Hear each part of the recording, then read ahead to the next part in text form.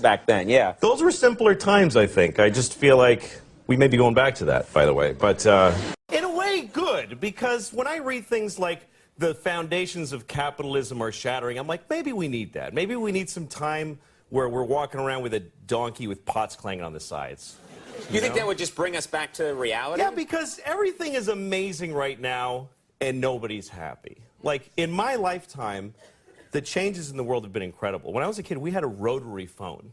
We had a phone that you had to stand next to, and you had to dial it. Yes. You realize how primitive? You're making sparks in a phone, and you actually would hate people with zeros in their numbers because it was more.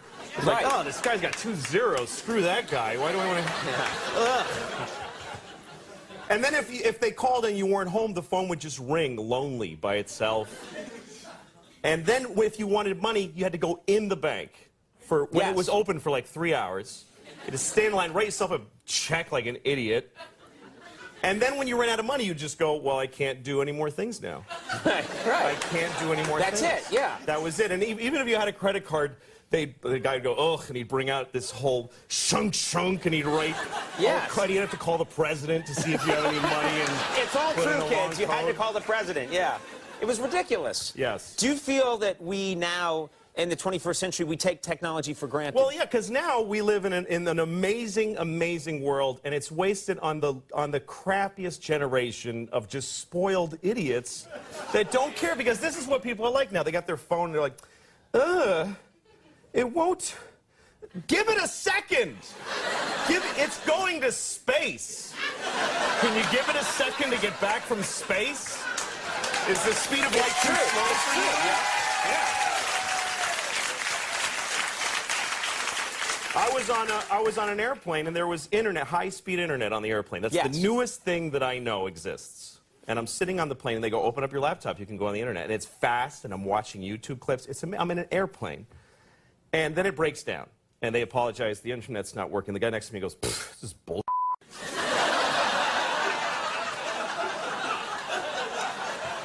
Like, how quickly the world owes him something he knew existed only 10 seconds ago. Right. And on planes,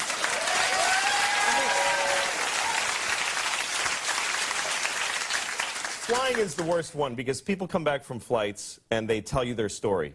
And it's like a horror story. They act like their flight was like a cattle car in the 40s in Germany. That's how bad they make it sound. Right. They're like, it was the worst day of my life. First of all, we didn't board for 20 minutes. Right.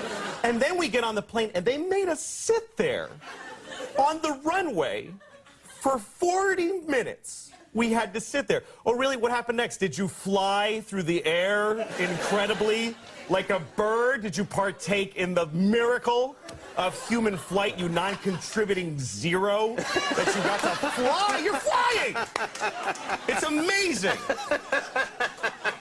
Everybody on every plane should just constantly be going, oh my God!